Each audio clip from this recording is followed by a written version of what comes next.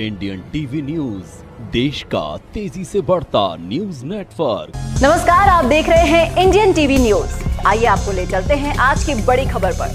दलसागर तालाब पर बन रहे फुट ओवर ब्रिज पर लगा स्टे। 1,88,00,000 की लागत से हो रहा था निर्माण कार्य। लगभग 60 फीट ऊंची राजा दलपत शाह की मूर्ति की जाएगी स्थापित। एनजीटी ने लगाया निर्माण कार्य पर रोक। सिवनी की शान कहे जाने वाले राजा दलपत शाह के द्वारा बनाए गए दलसागर तालाब पर राजा दलपत शाह की लगभग 60 फीट मूर्ति और बाहर से अंदर तक जाने के लिए लगभग 150 मीटर क्षेत्र में बन रहे ओवरब्रिज का निर्माण कार्य लगभग 90% पूरा हो चुका था। तभी सिवनी के अधिवक्ता नरेंद्र मिश्रा के द्वारा एनजीटी में एक जनहित याचिका लगाई गई, जिसे संज्ञान में लेते हुए एनजीटी ने इन कार्यों पर स्टे लगा दिया है। नियम के मुताबिक किसी भी आर्द्र भूमि पर पक्का कंस्ट्रक्शन करना गैर कानूनी है। वहीं सवाल ये उठता है कि इतने बड़े नियम की जानकारी प्रशासनिक अधिकारियों को कैसे नहीं थी, या फिर जानकारी होकर भी अनजान बन रहे थे।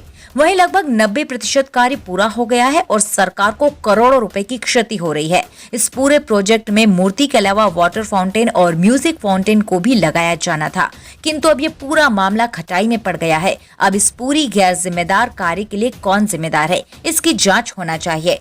वहीं इस कार्य को कब तक पूर्ण हो जाना था। वहीं पूरे तालाब को खाली कराया गया है, जिसे भरना भी प्रशासन के लिए एक चुनौती होगी। नवेंद्र भाई, ये दलसागर में जो कंस्ट्रक्शन चल रहा है, क्या मामला है पूरा और अभी क्या कंडीशन है? देखिए, दलसागर में जो कंस्ट्रक्शन अभी फुट ओवर ब्रिज का इन्होंने नगर पालिका ने शुरू किया, तो इन्होंने किसी भी प्रकार की पर्यावरणीय जो अनुमतियां वो नहीं दी। साथ में दलसागर जो है वो वेटलैंड रूल्स के अंतर्गत आता है। वेटलैंड रूल्स ये कहता है कि किसी भी आर्द्र भूमि पर गीली सतह पर किसी भी प्रकार का स्थायी प्रकृति का निर्माण नहीं किया जा सकता। उसको लेकर एनजीटी में ये मामला गया था।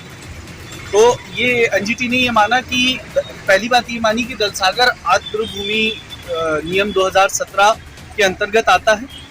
दूसरी बात उसने ये मानी कि ये जो पूरा काम है ये विदाउट परमिशन किसी भी पर्यावरणीय सावधानी को ध्यान में रखते हुए नहीं किया जा रहा।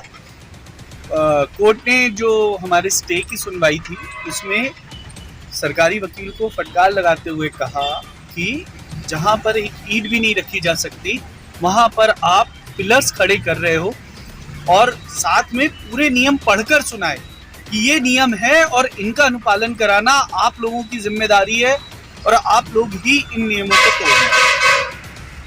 तो अभी क्या आदेश आया इसमें? अभी तो दो तरीके की चीजें हुई इसमें। पहली सुनवाई 20 अक्टूबर को हुई थी, जब कोर्ट ने एक समिति का गठन किया था जिसमें Madhya Pradesh pollution control board और सीनियर कलेक्टर के प्रतिनिधि आए थे इस हल की जांच करने और इस पे एक्शन लेने। तो Madhya Pradesh pollution control board ने पाया था कि जो हमारे आश्रय गृह जो है, आश्रय स्थल रैन बसेरा के सामने से जो नाला आता है, उसका नाला का पानी सीधे दलसागर में डाल दिया जाता था। तो ये अपने आप में एक अपराध है, गंभीर अपराध। तो इस गंभीर अपराध को संज्ञान में लेते हुए वाटर जो पॉल्यूशन है उस एक्ट के थ्रू 23, 24 और कुछ धाराओं में क्रिमिनल मामला दर्ज हुआ नगर पालिका पे। कुछ पुराने मामले और इस मामले को जोड़ते हुए 4 करोड़ 80 लाख रुपए का एमपी पॉल्यूशन कंट्रोल बोर्ड ने मुआवजा मांगा है अपनी नगर पालिका से। उसी कमेटी की रिकमेंडेशन है कि नगर पालिका सारे नाले और इनके लिए सीवेज की व्यवस्था करे और सीवेज के बाद प्रॉपर ट्रीटमेंट प्लांट लगाए, उसके बाद ही इसे बैनगंगा नदी या किसी भी तालाब में छोड़ा जाए। तो ये रिकमेंडेशन। इसी तरह देश दुनिया की हर खबर को जानने के लिए देखते रहिए इंडियन टीवी न्यूज। हमारे चैनल को सब्सक्राइब कीजिए और हमारे इस वीडियो को शेयर जरूर कीजिए। धन्यवाद। फिर मिलते हैं अगली खबर के साथ।